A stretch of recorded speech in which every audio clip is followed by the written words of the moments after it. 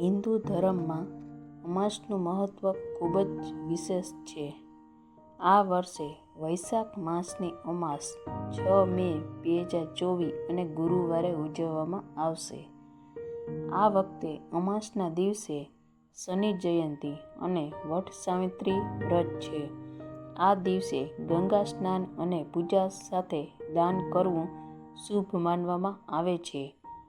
જ્યોતિષ શાસ્ત્ર અનુસાર વૈશાખ માસના અમાસના દિવસે જે લોકો નીચે જણાવેલા ઉપાયો કરે છે તેમના જીવનમાં સુખ, સમૃદ્ધિ અને શાંતિ મળે છે. એ ઉપાયો વિશે જાણીએ તે પહેલાં આ વિડીયોને લાઈક કરજો, ચેનલને પણ જરૂરથી સબસ્ક્રાઈબ કરજો અને કોમેન્ટ બોક્સમાં જય માં લક્ષ્મી જરૂરથી લખજો અને વિડીયોને છેલ્લે સુધી જોતા રહેજો. અમાસના દિવસે જરૂરિયાતમંદ લોકોને કાળા તલ, સરસવનું તેલ, ચંપલ, કપડાં, અનાજ અને અન્નદાન કરવું જોઈએ. અમાસના દિવસે ઘઉંના લોટની ગોળીઓ તળાવમાં લઈ જઈ માછલીઓને નાખો. આ ઉપાયથી પિતૃઓને સાથે સાથે દેવી દેવતાઓની કૃપા પણ પ્રાપ્ત થાય છે અને ધન સંબંધિત તમામ સમસ્યા દૂર થઈ જાય છે. કુંડળીમાં શનિ સાથે જોડાયેલા દોષને દૂર કરવા માટે પણ હનુમાનજીની પૂજા કરવામાં આવે છે. શ્રી રામના ભગત એ શનિ જયંતિ પણ હનુમાનજીની પૂજા કરવી જોઈએ. હનુમાનજીની સામે દીવો પ્રગટાવો અને હનુમાન ચાલીસાનો પાઠ કરો. અમાસના દિવસે વટ સાવિત્રી વ્રત રાખનારી મહિલાએ વટ વૃક્ષને પૂજા કરશે. પૂજા દરમિયાન સાવિત્રી અને સત્યવાનની વાર્તા વાંચવા અને સાંભળવામાં આવે છે. આ વ્રત પતિને સૌભાગ્ય, સારા સ્વાસ્થ્ય અને લાંબા આયુષ્યની કામના સાથે કરવામાં આવે છે. અમાસના દિવસે ઊંડા ખાડામાં અથવા કૂવામાં 1 ચમચી દૂધ રેડવું જોઈએ. તેનાથી કામમાં આવતા અવરોધ દૂર થાય છે. તમારું ભાગ્ય હંમેશા તમારો સાથ આપશે. કોઈ ગરીબ માણસને દાન કરો. અમાસના દિવસે ઘરના દરેક ખૂણાને સારી રીતે સાફ કરો. આ દિવસે સવાર સાંજ ઘરના મંદિર અને તુલસી પર અચૂક દીવો પ્રગટાવો. તેનાથી ઘરમાંથી કલશ અને દરિદ્રતા દૂર રહે છે. આર્થિક લાભ માટે અમાસના દિવસે વિષ્ણુ મંદિરમાં ઊંચા સ્થાન પર પીળા ત્રિકોણ આકારનો ધ્વજ કેવી રીતે લગાવો કે જે સતત લહેરતો રહે તો તમારું ભાગ્ય જલ્દી ચમકાવશે. કાયમી લાભ માટે ધ્યાનમાં રાખો કે ધ્વજ ત્યાં જ રહેવો જોઈએ. તમે સમય પર તેને જોતા પણ બદલાવી શકો છો. અમાસના દિવસે પિતૃઓને તૃપ્ત કરવા માટે વિશેષ પૂજા કરવી જોઈએ. જો તમારા પિતૃદેવ પ્રસન્ન હોય તો જ તમે અન્ય દેવી દેવતાઓના આશીર્વાદ મેળવી શકો છો. પૂર્વજોના આશીર્વાદ વિના સખત મહેનત કર્યા પછી પણ જીવનમાં મહત્વનું યોગ્ય પરિણામ પ્રાપ્ત થતું નથી. ગુરુવારના દિવસે અમાસ હોવાથી આ દિવસે ગુરુદેવની પૂજા કરો. શિવલિંગના રૂપમાં ગુરુની પૂજા કરવામાં આવે છે. તેથી શિવલિંગ પર કેસરી જળ ચડાવો, દૂધ, પંચમૃત ચડાવો, બીલીના પાન, ધતૂરો અને ફૂલ ચડાવો.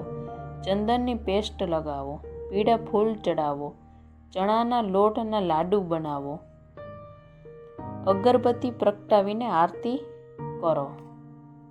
અમાસના દિવસે શનિ જયંતિ પણ છે. તેથી આ દિવસે શનિદેવની વિશેષ પૂજા કરો. પૂજા સમયે શનિદેવને તેલથી અભિષેક કરો. શનિદેવને કાળા તલમાંથી બનાવેલી વાનગીઓ, કાળા વાદળી વસ્ત્ર વાદળી ફૂલ અર્પણ કરો. તેની સાથે શમીના પાન પણ ચડાવો જોઈએ. શનિ મંત્રનો ઓછામાં ઓછો 108 વાર કરો. આ વસ્તુનું દાન કરો. વૈશાખ મહિનાની અમાસના દિવસે આ 5 અનાજનું દાન કરવાથી પિતૃઓને કૃપા પ્રાપ્ત થાય છે. જીવનમાં સુખ સમૃદ્ધિ વધે છે. વ્યક્તિ સંપત્તિ પ્રાપ્ત કરે છે અને વ્યક્તિ રોગો અને અકાળ મૃત્યુના ભયથી મુક્ત થઈ જાય છે. આ દિવસે દાન કરવાથી વ્યક્તિના તમામ પાપોનો નાશ થાય છે. તેમજ આ દિવસે દાન કરવાથી વ્યક્તિને ગ્રહ દોષ અને પિતૃદોષમાંથી પણ મુક્તિ મળે છે. ચોખાનું દાન. અમાસના દિવસે ચોખાનું દાન કરવું ખૂબ જ શુભ માનવામાં આવે છે. આ ચંદ્રને મજબૂત બનાવે છે, જે જીવનમાં સુખ શાંતિ લાવે છે. જવનું દાન. અમાસના દિવસે જવનું દાન કરવાથી મંગળ ગ્રહ બળવાન બને છે, જેનાથી વ્યક્તિનો આત્મવિશ્વાસ વધે છે. મગની દાળનું દાન.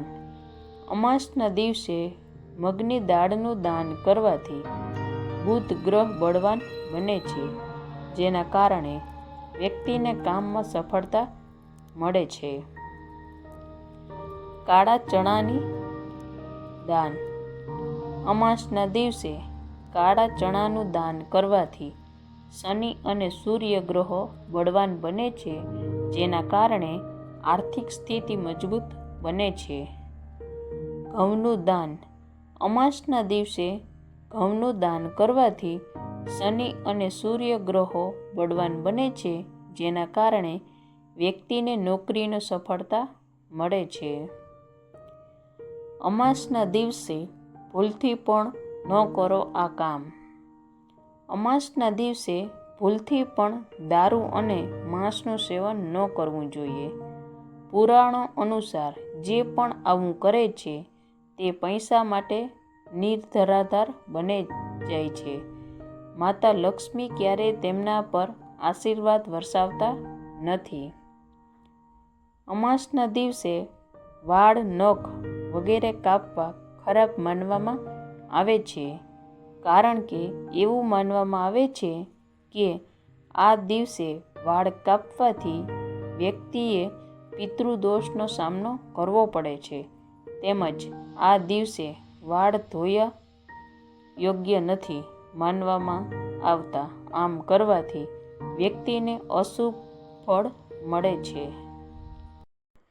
આ દિવસે શનિ જયંતિ પણ છે, તેથી તેને ભૂલથી પણ શનિદેવની મૂર્તિની સામે ન રાખો. તેમની આંખોમાં જોવાની ભૂલ ન કરો. શનિદેવની પૂજા કરતી વખતે તમારી આંખની નજર નીચી નમાવીને રાખો. તમારી નજર શનિદેવની આંખ પર નહીં, પરંતુ તેમના ચરણમાં હોવી જોઈએ. અમાસના દિવસે બીજાના ઘરે ભોજન ન કરવું જોઈએ. આ દિવસે કોઈ બીજાનું ભોજન ખાવાથી સૂચિત પુણ્યનો ખોટ થાય છે. બ્રહ્મચર્યનું પાલન કરો અને ક્રોધ અને હિંસાથી દૂર રહો. અમાસના દિવસે કોઈની સાથે લડાઈ કે દુર્વ્યવહાર કરવાનું ટાળવું જોઈએ. આ દિવસે સાવેણી ખરીદવાની પણ મનાઈ છે. આવું કરવાથી દેવી લક્ષ્મી નારાજ થઈ શકે છે. આ દિવસે મુંડન, ઘરવખરી વગેરે જેવા શુભ કાર્ય ન કરવા જોઈએ.